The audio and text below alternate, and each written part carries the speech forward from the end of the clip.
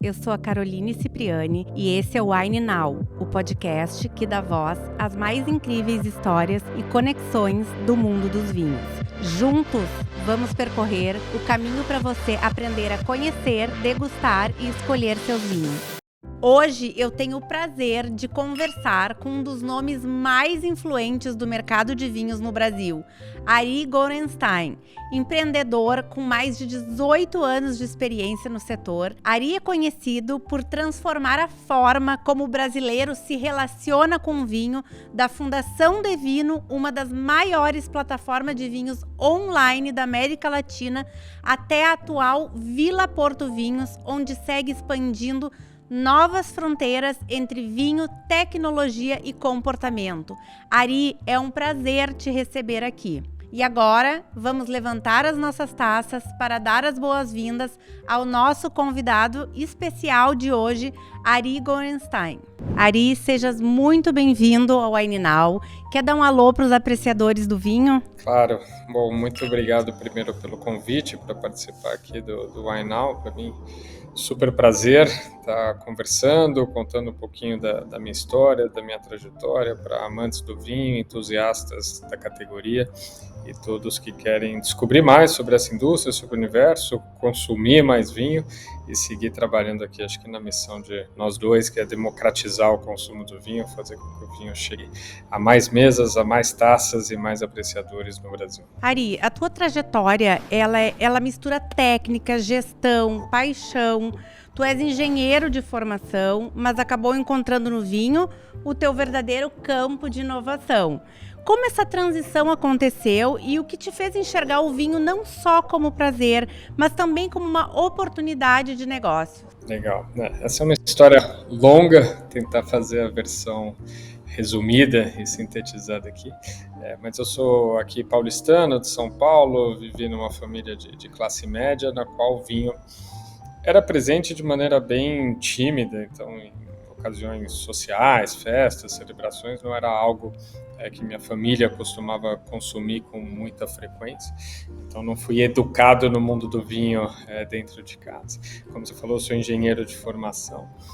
Fiz a Escola Politécnica da USP aqui em São Paulo e durante a minha vida acadêmica e começo de vida profissional, eu tive a oportunidade de estudar e trabalhar fora em algumas ocasiões, na maioria delas na França e sempre na Europa. Primeira vez que eu fui para a França foi no contexto de um programa de graduação sanduíche, então fazer um intercâmbio no meio da universidade, isso foi em 2001, eu tinha 21 anos na época. E aí eu caí em Lyon, no Rhône, que bom, na França muitas regiões são vitivinícolas, mas o Rhône é uma região vitivinícola muito forte.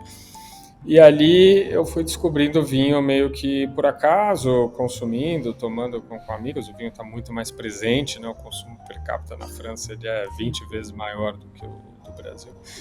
E eu ali meio que tentando me inserir na cultura e no ambiente, tentar também estar mais imerso e estabelecer contato e convívio social com franceses, praticar mais o idioma, que você acaba ficando ali naquela panelinha universitária de estrangeiros, intercambistas, falando espanhol, portunhol, inglês e destravando um pouco o francês. Eu descobri o Clube de Enologia, que era uma associação de alunos lá tem muitos grêmios, atléticas, associações, o pessoal se reúne para debater vários temas, praticar esportes ou em causas e temas comuns, e uma dessas agremiações era justamente o Clube de Enologia, que quinzenalmente se reunia para tomar vinho, falar sobre vinho, aprender técnicas de degustação e basicamente aproveitar o momento ali de discussão.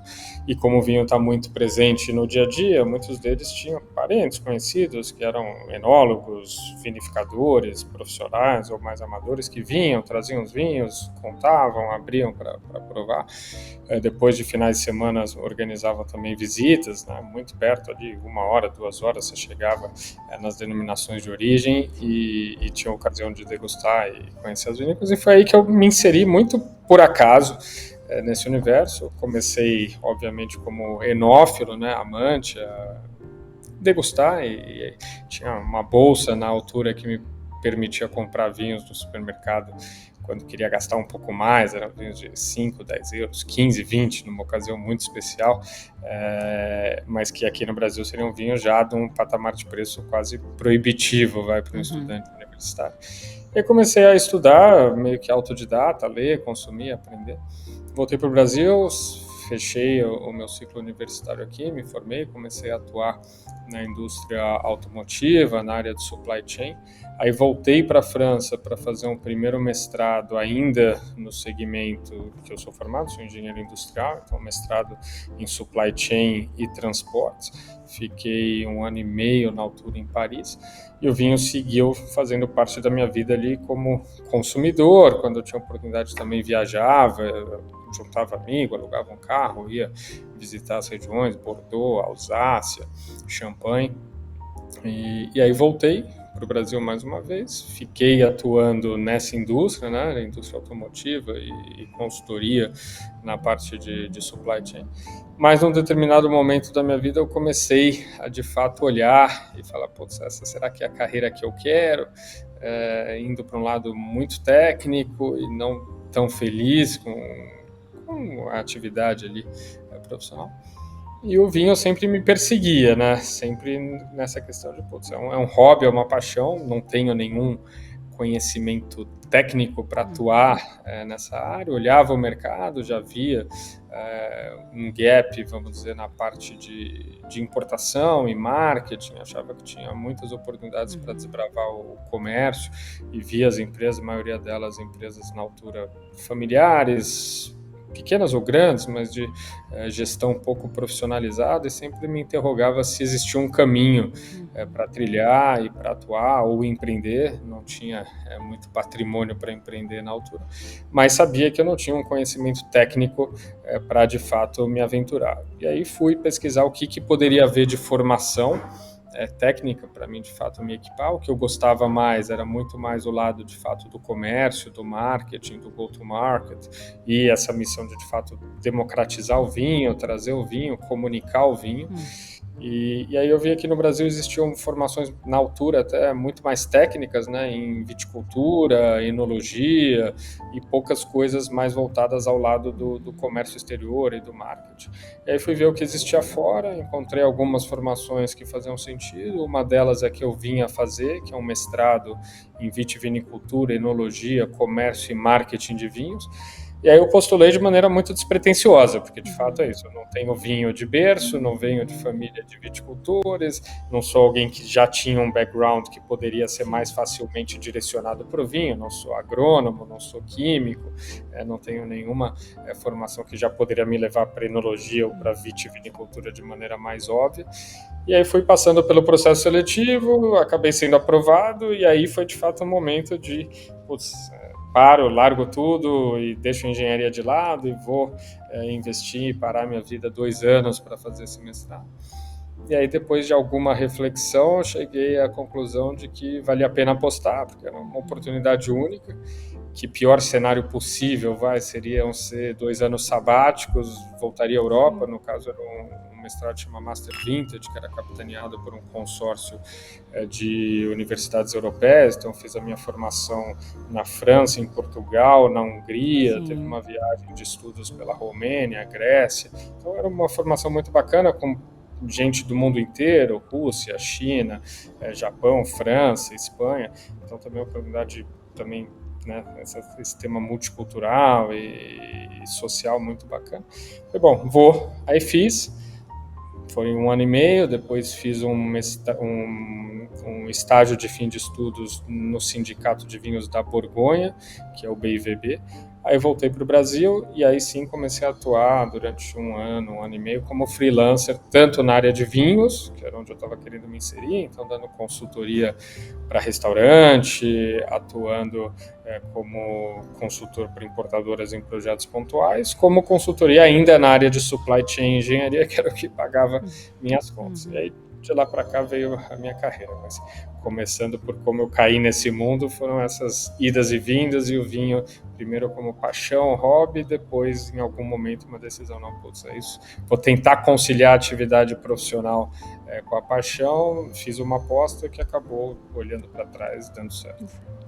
E aí, ainda nesse gancho do teu mestrado, seguindo essa cronologia, quando tu volta do mestrado, que tu passa pela França, por Portugal, pela Hungria, quais lições, quais experiências profissionais que tu trouxe, né, dessa tua imersão de 2 anos e que te deram a certeza e te possibilitaram chegar e tipo assim, bom, eu não vou ficar só nessa abstração, né, na parte técnica, digamos assim. Eu vou aplicar essa bagagem que eu trouxe. Acho que o primeiro, de fato, teve uma componente técnica muito forte de marketing, de go-to-market, de comércio exterior, que me ajudou muito depois a investir.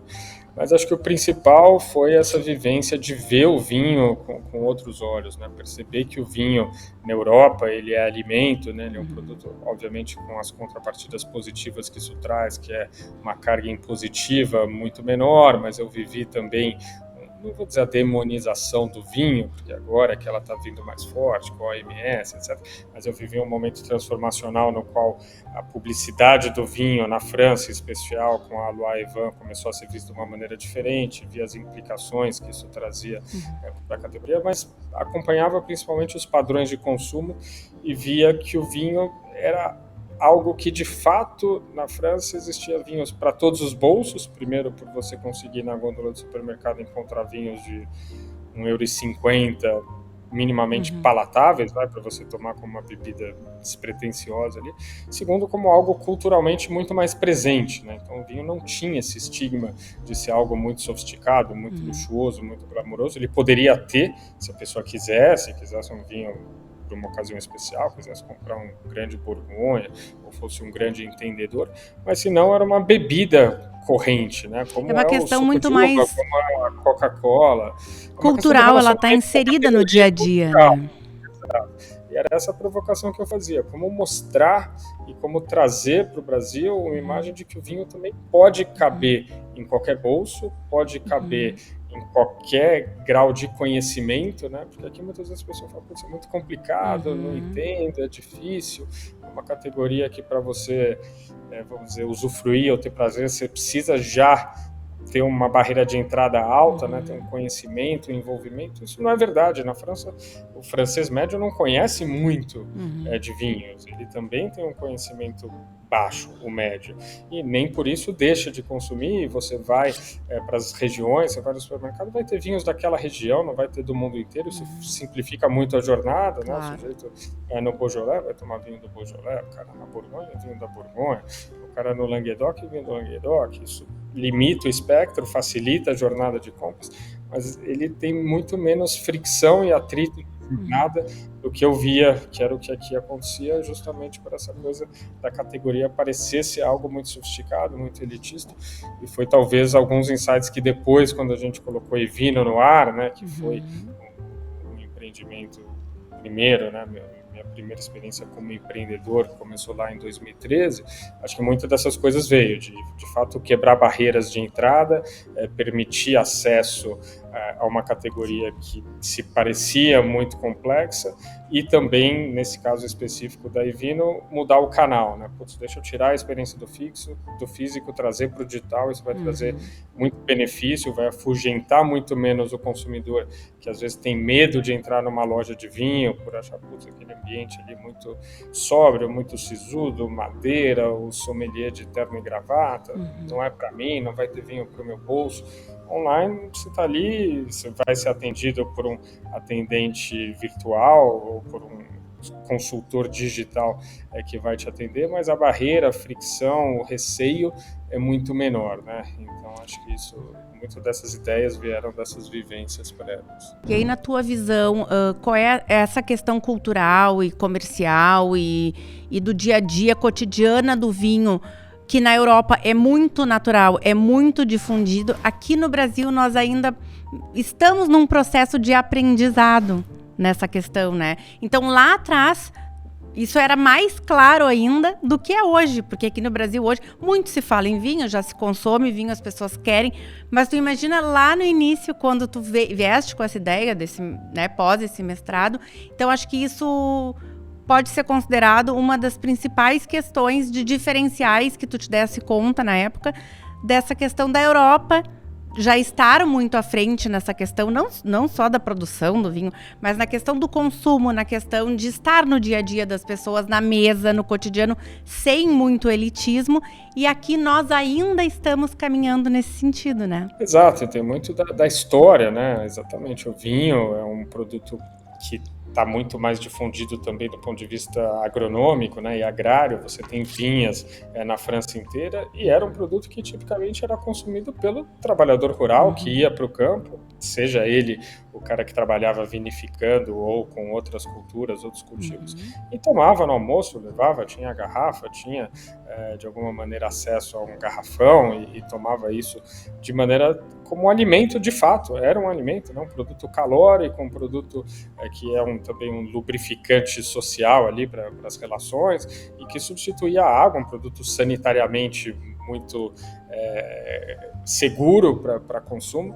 Então foi assim que ele nasceu, foi assim que ele se difundiu, e por isso que ele era muito mais culturalmente aceito e penetrava muito mais situações, né? Imagina, se o sujeito está no campo consumindo isso no meio do almoço, sentado com a cesta de almoço, com o lanche, ou juntando com os colegas de trabalho para comer, é de fato um produto que cabe em qualquer circunstância, em qualquer situação. Aqui não, né? Aqui é o vinho, não, é o presente, vamos celebrar, então vamos levar uma garrafa de vinho, senão é água, é Coca-Cola, é outra coisa. E obviamente tem a questão do preço também, que não deixa de ser uma barreira. Hoje a gente já tem vinhos muito mais econômicos, o próprio vinho de mesa nacional foi crescendo como categoria e tecnicamente também evoluindo, mesmo os vinhos de entrada, né?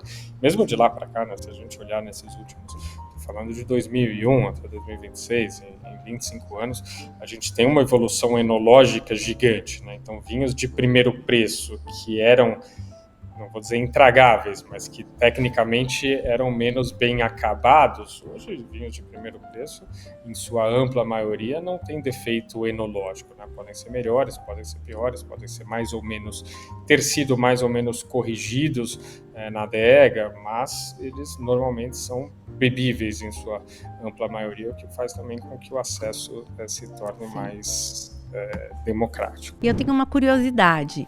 Como tu via o mercado do vinho antes de entrar nele, e como é hoje o teu olhar e o que, de certa forma, te surpreende? Olha, me surpreendem algumas coisas. Eu via o mercado do vinho como, e talvez, não sei por que razão essa imagem, mais profissionalizado, né? Então, um mercado de fato onde todos entendessem muito do que estão fazendo, de como estão desenhando as estratégias de marketing, de go-to-market, de pricing, etc. Quando a gente entra nele, a gente vê que nas duas vertentes, né? Tanto na produção, você tem muitas empresas pequenas, familiares, ou às vezes muitas cooperativas grandes, mas que não necessariamente, ou engarrafadores, mas que não necessariamente estão bem estruturados em todas as suas verticais e departamentos. Então, o que eu vejo hoje é, às vezes, muito foco em vinificação no produto e muito pouca atenção e foco no marketing e no go-to-market, e até o contrário, né? Em ter um produto que está 100% aderente às demandas do mercado, do cliente, e que você consegue fazer um produto já com vias ao público-alvo, ao target, ao demographics, ao seu cliente que vai consumir. Então, acho que nesse canal, e até como o mercado tem evoluído, as demandas têm evoluído, os clientes e os demographics têm evoluído, eu vejo ainda um gap muito grande, tanto da parte dos produtores, né, em vários países, quanto da parte dos importadores, que é de fato quem, né, na parte do vinho importado, que é o segmento que eu mais atuo, é como eles fazem essa tradução, como eles fazem o sourcing, como eles desenham a própria estratégia de portfólio, e depois como eles comunicam esse produto para o cliente final, como eles identificam oportunidades de mercado ou desafios de mercado a serem endereçados com um go-to-market mais inteligente, né, com todas as suas disciplinas mercadológicas, de marketing, de packaging, de comunicação, de social media, de PR, etc. E agora entrando na Evino. A Evino foi uma virada de chave, uma linguagem acessível, curadoria digital e uma nova forma de falar sobre vinhos. Como foi construir a Evino, algo assim tão disruptivo no mundo do vinho, e o que tu aprendeu, o que te trouxe de visão e experiência sobre o comportamento do consumidor brasileiro ao longo desse processo? Essa é uma boa pergunta. E Vino foi de fato muita tentativa e erro, né? Foi uma aventura aí de empreendedorismo, uma jornada longa, né?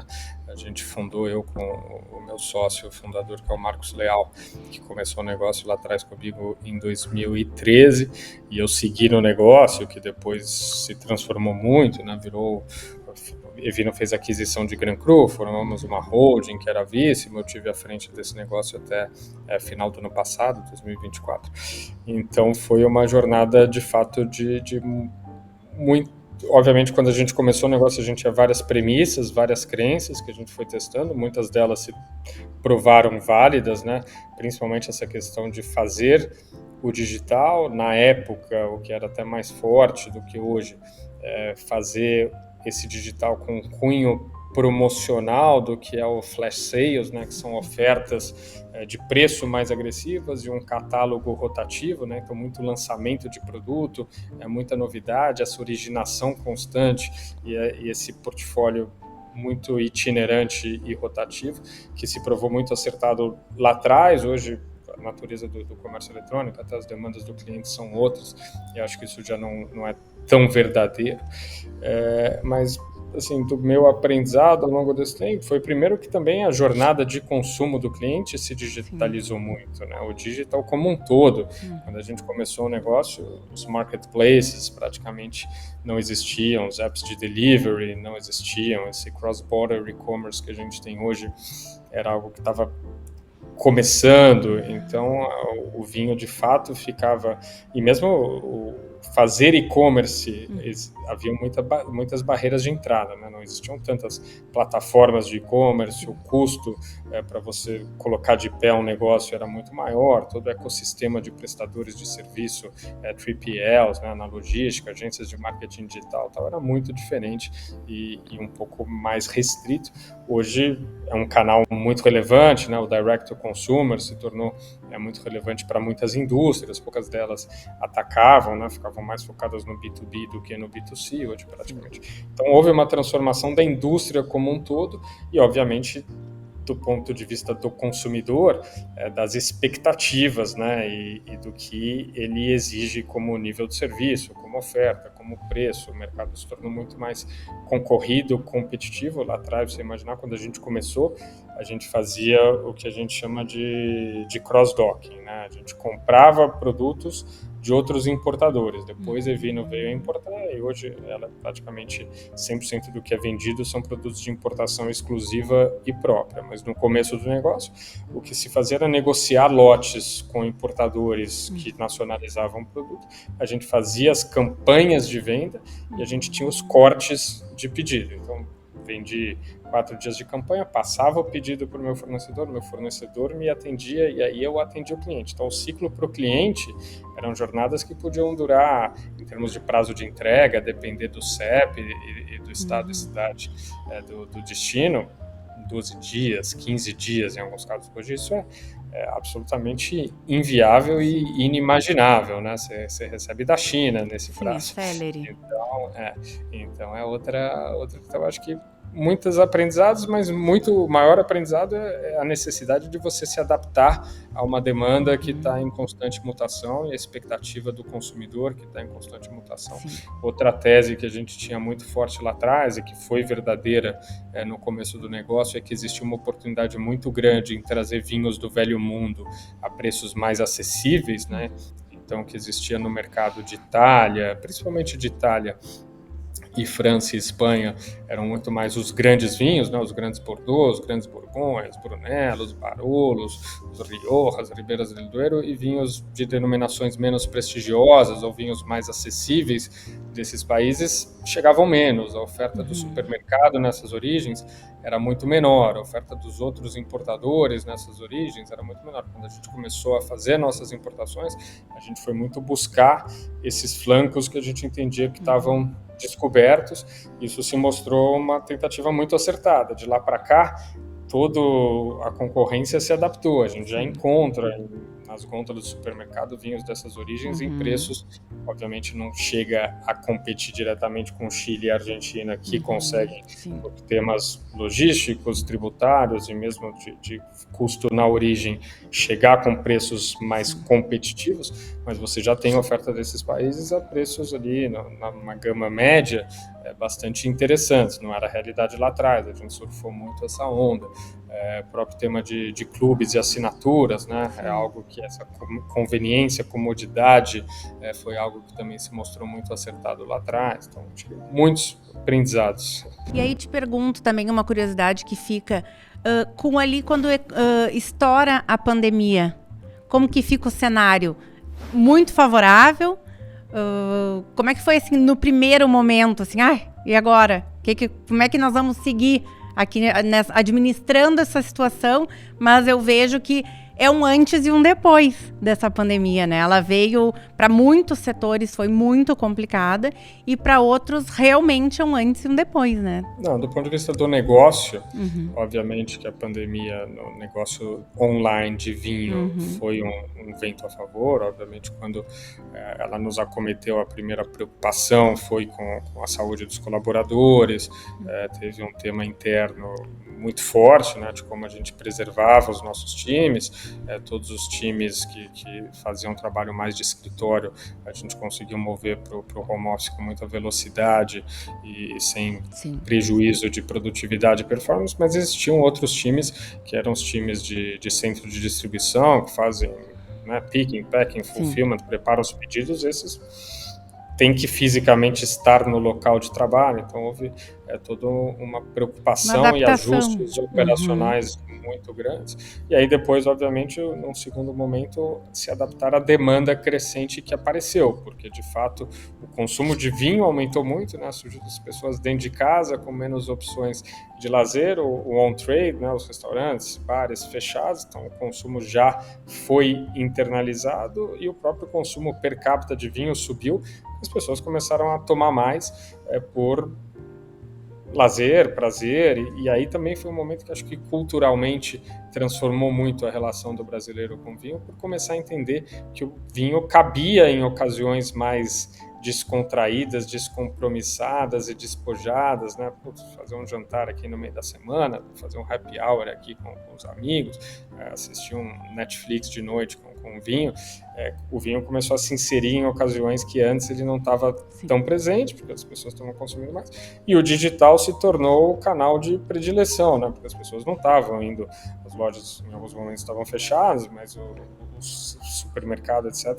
E nessa digitalização, numa categoria que cresceu o consumo e na distribuição entre canais, o digital ganhando espaço do off-trade, né, que é o supermercado e a loja, veio uma demanda muito acelerada, e aí o principal desafio foi ajustar o nosso supply chain, né, a cadeia de suprimentos, porque nesse momento vendia 99% dos produtos vendidos eram vinhos importados por nós mesmos, e o estoque a gente fazia, né, toda a nossa projeção de vendas e ia fazendo a importação de acordo com a projeção de demanda. A hora que você muda muito a curva de demanda e você está com estoque dado e você tem uma inércia para acelerar essa cadeia de suprimento, porque você tem um timing longo, né, entre colocar pedido, o pedido ser atendido pelo seu fornecedor, esse pedido ser coletado, embarcar, o container chegar, a desova do container, nacionalização, entrada em estoque. Você está falando de um lead time aí, de um lag de importação, que a depender da origem é de 2 a 4 meses. Se você precisa consolidar um container de vários produtores, é mais tempo. Então isso é muito complexo, e sem falar temos outros desafios na cadeia de suprimento do lado da produção, né? Também os engarrafadores, cooperativas, produtores se depararam com uma demanda que em alguns casos explodiu, né? E como atender, como se adaptar, faltou garrafa, faltou vidro, faltou papelão. Então assim, foi uma situação de muito trabalho, muito planejamento para conseguir comportar a demanda crescente que veio. Mais uma vez que a gente conseguiu reagir rápido, de fato houve uma explosão de vendas muito significante. E muito nessa questão da pandemia mudou muito a maneira como do acesso do consumidor, da busca, e também as pessoas sempre tinha uma insegurança do online, do digital, de comprar algumas vezes, assim, não tinham o hábito, digamos assim, né? Muito mais do que o preconceito, não tinham o hábito. Parece muito mais fácil tu chegar ali no espaço físico, olhar, comprar, do que tu simplesmente num clique ir lá e comprar os teus vinhos, fazer as tuas escolhas. E isso foi uma mudança muito drástica com a pandemia, não só no vinho, mas no mundo como um todo, na maneira de acesso e aquisição dos produtos e das relações, inclusive, também, né? Então, acho que muito do receio, vou comprar e não vai chegar, fraude, o cartão de crédito vai ser clonado.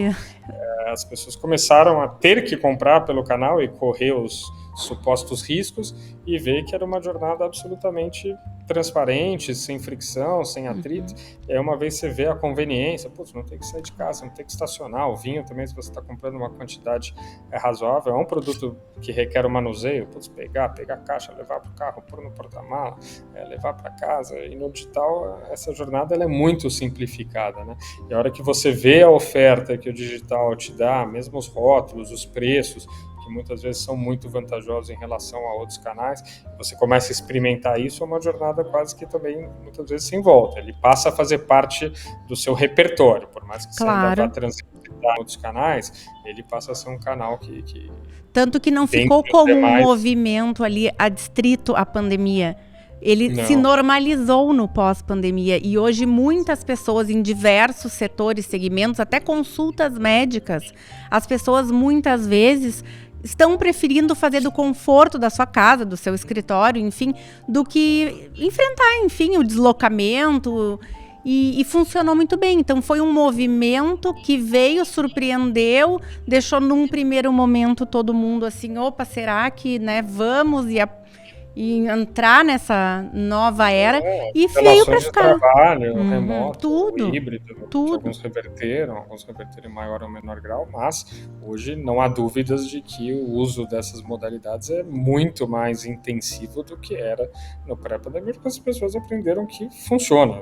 Quanto funciona, quanto não funciona, para cada indústria, para cada cultura corporativa, a empresa, obviamente é diferente, mas em algum grau funciona. Hoje a adesão e a adoção é muito maior. Exatamente. Ari, hoje com a Vila Porto Vinhos, tu vive um novo momento mais estratégico, mais conectado com o futuro. Compartilha um pouquinho conosco essa questão. Legal.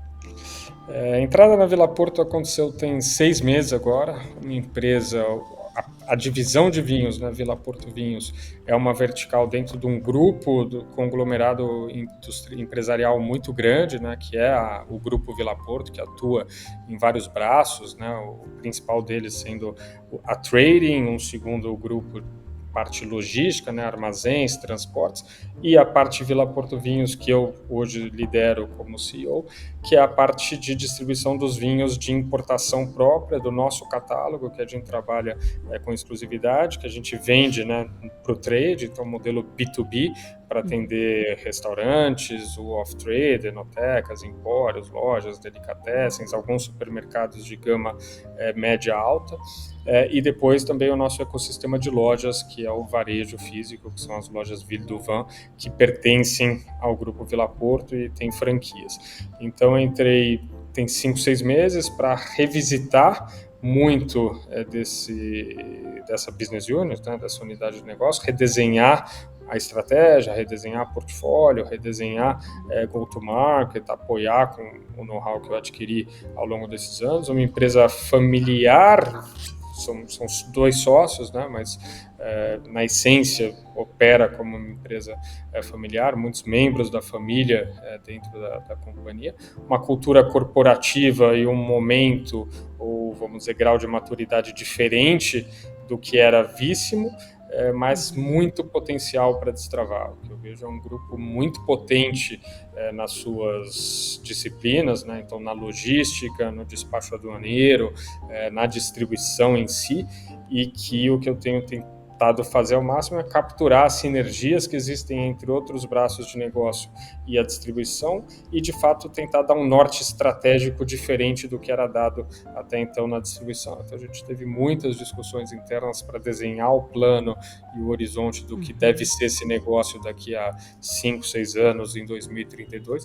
E agora estamos trabalhando para, de fato, colocar de pé todas as alavancas e projetos que seriam os viabilizadores e muitos projetos estruturantes para fazer com que isso aconteça. Tem sido uma jornada de muito trabalho, muito intensa, muito aprendizado, mas que em alguns momentos eu me reconheço no começo de Evino, com times menores, tendo que transformar mais profundamente as coisas, muitas vezes tendo que arregaçar as mangas e sujar um pouco mais a mão, né, estando mais próximo do time na ponta, na base. Então tem sido muito enriquecedor e gratificante. E aí que tá a dinâmica da vida, a gente vai amadurecendo, os anos vão passando, mas a gente, em determinado momento, quando inicia um projeto e a gente vê que a gente tem aquele fôlego, aquele brilho nos olhos, aquela vontade de fazer acontecer de novo, porque tu fizesse acontecer lá atrás, mas e aí seguiu administrando, claro, renovando aqui, renovando ali, mas começar de novo é uma sensação também incrível, assim, que a gente vê todas aquelas potencialidades aflorando novamente e agora também com um novo olhar.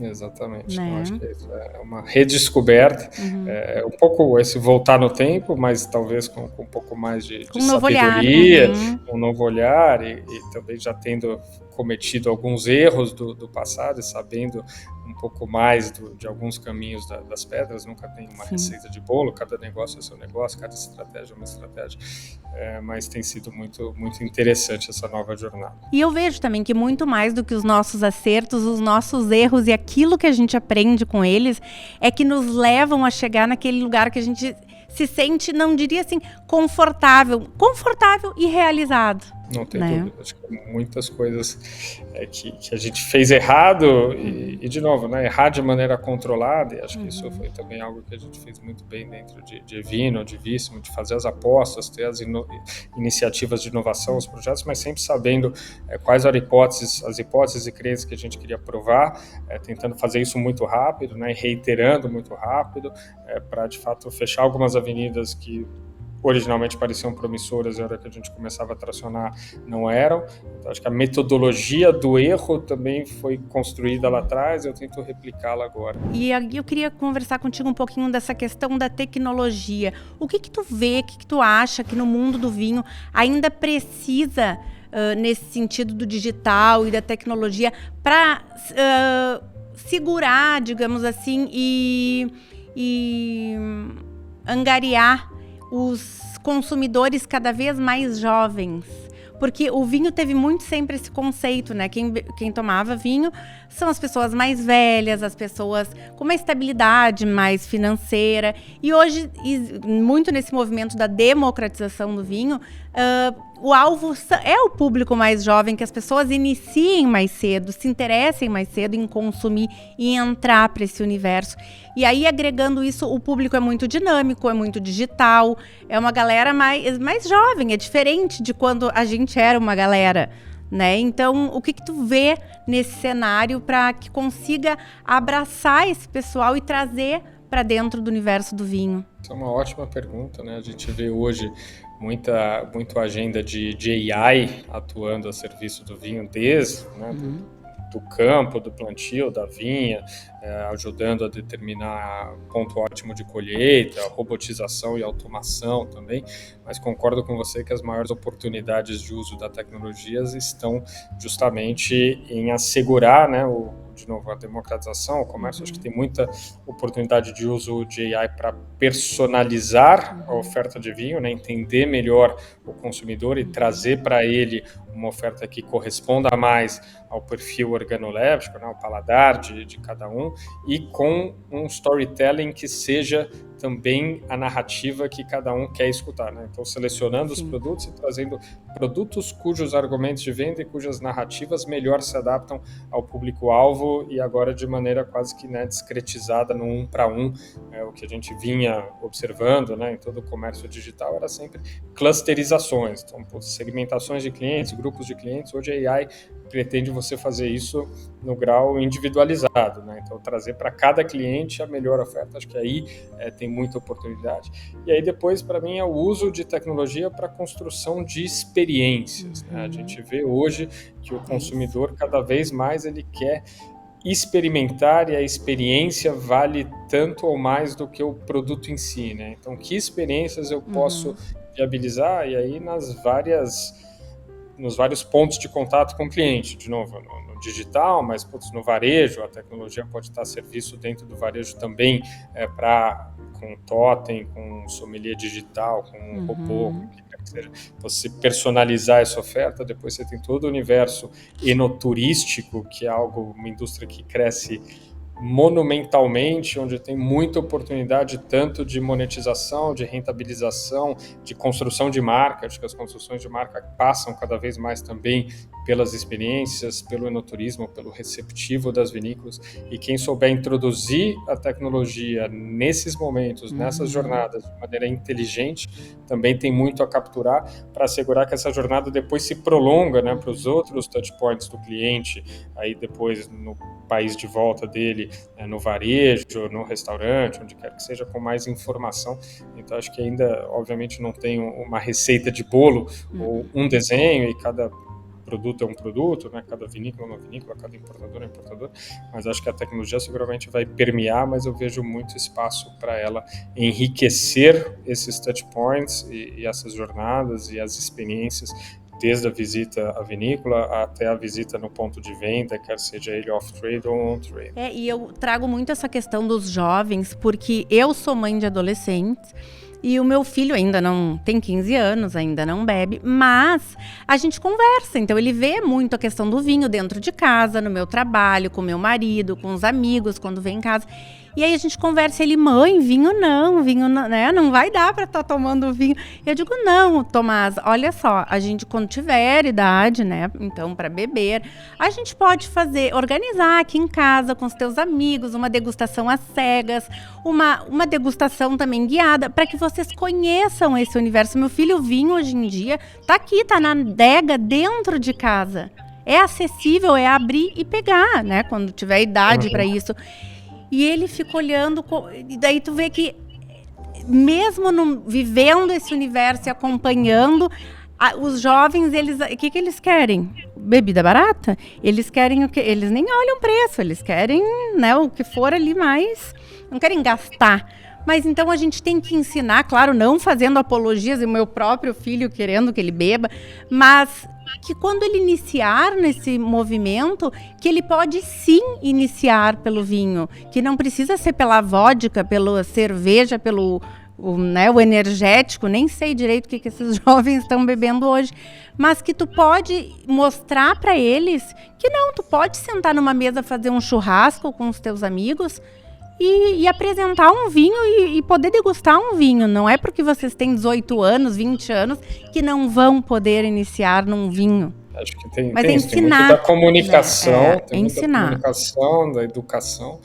Tem muito do próprio produto, né? Assegurar que a indústria, o que a gente falou, que existe gente preocupada em fazer essa engenharia reversa do que o público quer consumir com aquilo que vai ser produzido para atender esse público. Então se fala muito hoje, obviamente, do crescimento de brancos, mas de vinhos mais leves, com teor alcoólico menor, ou também vinhos de baixo grau alcoólico, ou zero álcool, para atender as gerações mais preocupadas com temas de moderação, de saudabilidade, etc.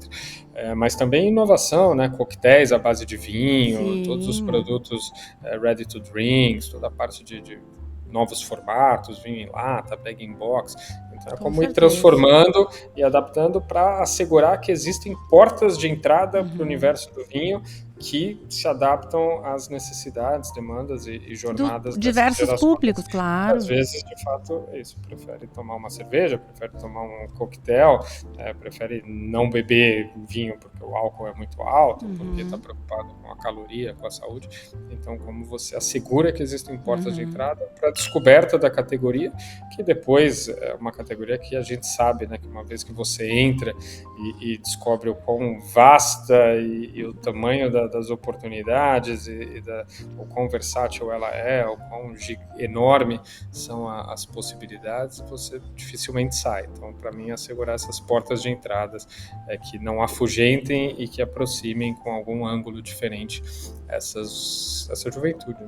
Na verdade, é uma questão de tu convidares a entrar. Depois que entra, aí a pessoa também vai se descobrindo, exatamente, porque a gente só aprende a caminhar caminhando, né? Então, não tem... Tu tem que trazer para dentro. É no momento que tu consegue chamar a atenção e trazer para dentro, bom, aí, uma vez lá dentro... Bom, falando de Brasil, tá?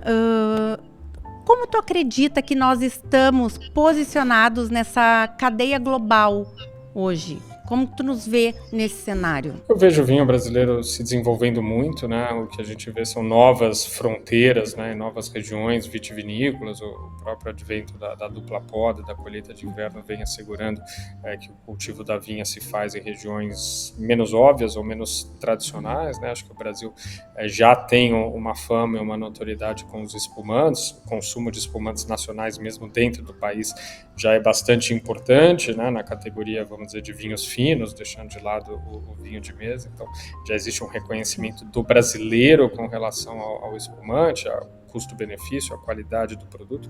Fora do Brasil, ele também tem conseguido bons prêmios, boas medalhas.